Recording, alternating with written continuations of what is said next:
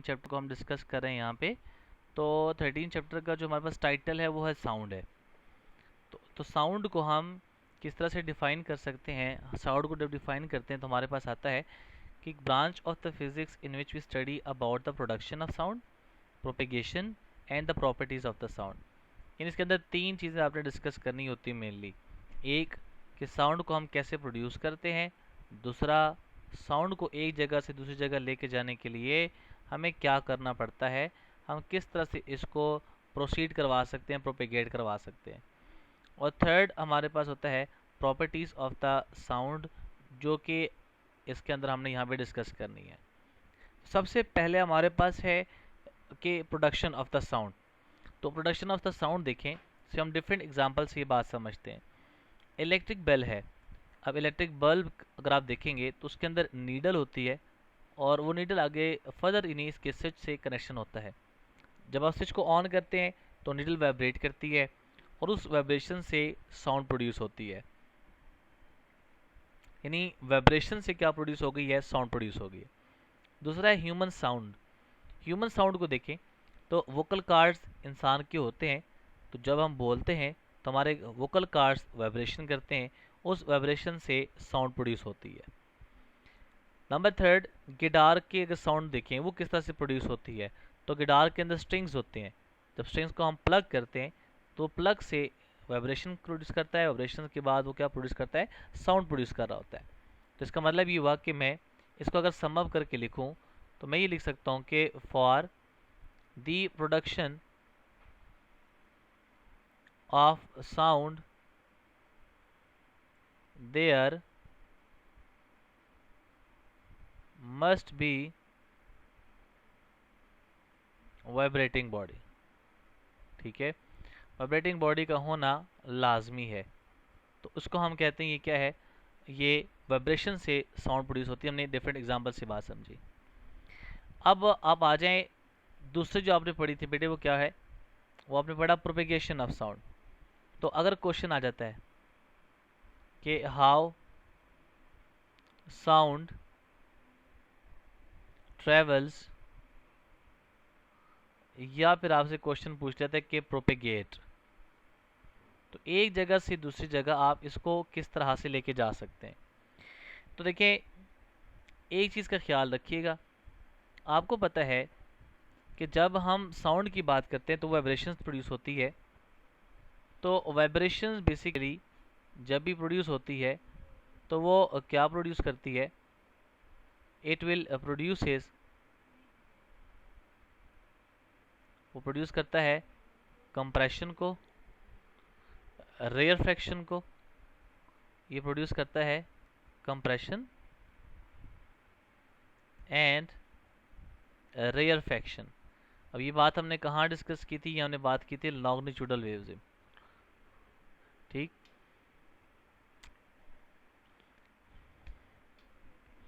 अच्छा, जब वो कंप्रेशन और रेयरफेक्शन प्रोड्यूस करता है किसके अंदर, इन द मीडियम,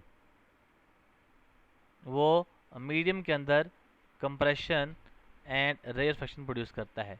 ठीक है, अच्छा, अब होता क्या है कि ये जो आपके पास कंप्रेशन है या फिर आपके पास क्या हो गया, कंप्रेशन और रेयरफेक्शन है, ये इनकी वजह से आपका प्रेशर चेंज होता है। तो प्रेशर जब चेंज होता है तो यही प्रेशर चेंज बेसिकली मूव करता है, that pressure moves in the outward direction, यानी वो आउटवर्ड मूव कर रहा होता है। उसकी वजह से क्या होता है, उसके अंदर जो एयर होती है उसके अंदर जो पार्टिकल्स होते हैं वो बेसिकली ऑसिलेट करते हैं। ठीक है, तो ऑसिलेशन प्रोड्यूस होगी, इसका मतलब है तो फिर ये ऑसिलेशन आपने साथ क्या करते हैं, एनर्जी कैरी कर रहे होते हैं और ये एनर्जी कैरी आपके पास पहुंच जाती है लिसनर के पास। तो इस तरह से आप एक जगह से दूसरी जगह साउंड को हम प्रोपेगेट करवा सकते हैं। एक वेरी इंपॉर्टेंट बात आपको बताता चलूं बेटे कि साउंड जो है it is a mechanical wave mechanical waves की एग्जांपल में आ जाती है। तो मैकेनिकल वेव्स अगर है तो साउंड को अगर एक जगह से दूसरी जगह लेके जाना है तो it will require medium for propagation. तो एक जगह से दूसरी जगह लेके जाने के लिए आपको मीडियम की रिक्वायरमेंट लाजमी है। इसलिए आज से एक छोटा सा शॉर्ट क्वेश्चन बन जाता है, मैं इसको एक्सप्लेन कर देता हूँ कि अगर आप बात करते हैं वैक्यूम में या बात आप करते हैं स्पेस के अंदर, तो स्पेस के अंदर देयर इज़ नो साउंड। क्यों साउंड नहीं है? बिकॉज वहाँ पे मीडियम नहीं है। तो मीडियम होगा तो साउंड एक जगह से दूसरी जगह प्रोपेगेट कर सकती है। ठीक, ये सारी बातें आपके पास किसके लिए होगी? How sound propagates, whether it requires medium for propagation or not, ये हमारे पास इसकी कहानी होगी। अब आ जाए हमारे पास थर्ड जो प्रॉपर्टी डेफिनेशन में हमने लिखी थी, वो क्या लिखी थी? वो आपके पास थी प्रॉपर्टीज ऑफ साउंड। तो साउंड की जो प्रॉपर्टीज है वो हमारे पास कितनी है? आप लिख लें, इसको अपने पास नोट कर लीजिएगा कि 3 प्रॉपर्टीज हमारे पास डिस्कस करनी है। एक होती है रिफ्लेक्शन ऑफ साउंड, दूसरी आपके पास आ जाती है रिफ्रैक्शन ऑफ द साउंड, और थर्ड आपके पास आ जाती है डिफ्रैक्शन ऑफ द साउंड। ये 3 प्रॉपर्टीज हैं जो आपने यहाँ पे डिस्कस करनी है। रिफ्लेक्शन ऑफ साउंड ये क्या होती है? सपोज कर लें कि बेटा ये आपके पास एक ऑब्स्टिकल है, ये आप कहते हैं दीवार है, यहाँ से आपका कोई भी एक सोर्स है जो कि साउंड को प्रोड्यूस किया जा रहा है। तो वेव्स साउंड की यूँ जाएगी और जब वो जाएगी तब इसके पास पहुँचेगी, तो जैसे ही ये स्ट्राइक करेगी तो ये वापस उसी मीडियम में आ जाएगी। इसको हम कहेंगे ये रिफ्लेक्शन ऑफ साउंड है। तो जो यहाँ से जा रही है वेव, इसको आप कहेंगे कि ये एक क्या है? इंसिडेंट वेव का नाम देंगे। और ये जो वेव आपके पास है जो कि बाउंस बैक हो गई है, इसको आप कहेंगे ये क्या है? रिफ्लेक्टेड वेव का नाम देंगे। सेकेंड जो प्रॉपर्टी आपके पास आती है वो है रिफ्रैक्शन आ जाता है। तो रिफ्रैक्शन आपके पास क्या है? देखें, अगर मेरे पास सपोज कर लें कि ये एक मीडियम 1 है, ठीक है, और ये सपोज कर लीजिएगा कि ये क्या है? मीडियम 2 है। अब एक साउंड है जो कि इस मीडियम से दूसरे मीडियम में जा रही है। तो अगर ये साउंड जैसे ही जाएगी, उसको ओरिजिनल पाथ तो ये होना चाहिए, लेकिन वो अपने ओरिजिनल पाथ से डिविएट हो जाए तो उसको हम कहेंगे क्या है? रिफ्रैक्शन कहा जाता है। ठीक, तो इसको मैं कहूँगा कि ये जो आपके पास वेव है ये रिफ्रैक्टेड वेव हो जाएगी। डायफ्रैक्शन क्या है? कि साउंड जा रही है, या आप कह सकते हैं कि ये साउंड की वेव्स जा रही हैं। Let's say these are the sound waves.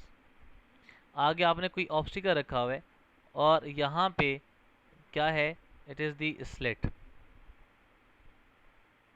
ठीक है, अब इसकी सराउंडिंग में अगर इस तरह से बेंडिंग आ जाए तो इसका मतलब है बेंडिंग हो गई है। तो बेंडिंग ऑफ वेव बेसिकली क्या है? डिफ्रैक्शन के केस में आ जाता है। So these are the properties of the sound, और इसी को आपने यहाँ पे क्या करना है? इसको डिस्कस करना है। डिफरेंट हम इसके अंदर आर्टिकल्स को स्टडी करेंगे। ठीक है, अच्छा, ये जो आपने एग्जांपल जितने भी पढ़ी हैं, आपने कहा कि वाइब्रेटिंग बॉडी से प्रोड्यूस होती है, तो एक छोटी सी एग्जांपल या छोटा सा आर्टिकल अब या छोटा सा क्वेश्चन कह दें। क्वेश्चन अगर मैं बना लेता हूँ, आपसे कहता हूँ कि मीडियम, पहले चल बात कर लेते हैं, हम बात करते हैं कि प्रूफ मिल जाए हमें कि क्या रिक्वायरमेंट मीडियम की वाकई है कि नहीं। So requirement of the medium for the propagation of the sound. इसके लिए क्या है, आप छोटे से एक्सपेरिमेंट का सेटअप बना लें। ये सपोज कर लीजिएगा कि मेरे पास एक सिलेंडर है और उस सिलेंडर के अंदर, ये सपोज कर लें कि मेरे पास एक सिलेंडर है। इस सिलेंडर के अंदर यहाँ पे आपने एक वॉल्व है और इसके अंदर यहाँ पे एक इलेक्ट्रिक, हमारे पास क्या है, इलेक्ट्रिक बेल है। इस इलेक्ट्रिक बेल को हमने स्विच के साथ कनेक्ट किया हुआ है। इनिशियली जैसे आप स्विच को ऑन करेंगे, फर्स्ट केस की बात कर रहा हूँ, तो ज़ाहिर बात है जो इलेक्ट्रिक बेल है वो क्या करेगी, साउंड प्रोड्यूस करेगी। साउंड जैसे प्रोड्यूस करेगी आपको साउंड सुनाई देगी, ठीक। तो अब इस टाइम पे साउंड की जो फ्रीक्वेंसी या इंटेंसिटी है वो क्या है, मैक्सिमम है। लेकिन जैसे ही आप यहाँ पे इसके अंदर सारा का सारा क्या मौजूद है, एयर मौजूद है। सेकंड, आप एयर को बाहर इजेक्ट करवाना स्टार्ट कर दें थ्रू दिस वॉल। इजेक्शन करवाई तो एयर रिड्यूस हो गई, तो आपको जो आवाज़ पहले मैक्सिमम सुनाई दे रही थी वो भी रिड्यूस हो जाएगी। जैसे ही आप यहाँ से सारी के सारी एयर ख़त्म हो जाए, एम्प्टी हो गया, तो इसका मतलब है there is no sound will be heard. लेकिन जब आप दोबारा यहाँ से एयर को इंजेक्ट करवाएंगे तो फिर साउंड भी, आवाज़ क्या करेगा, अपनी इंटेंसिटी को बढ़ाना स्टार्ट कर देगा। इट मीन्स कि जब एयर थी तो हमें साउंड सुनाई दे रही थी, जब एयर ख़त्म तो नो साउंड। तो इसका मतलब एयर बेसिकली मीडियम का रोल प्ले कर रहा होता है, तो मीडियम की रिक्वायरमेंट लाजमी है, और अगर मीडियम होगा तो ही ये आपके पास प्रोड्यूस हो सकता है, अदरवाइज ये प्रोड्यूस फिर नहीं हो सकता। क्लियर, ठीक। तो ये हमारे पास सारी बातें थी किस चीज़ के बारे में, ये थी साउंड के बारे में। और अच्छा,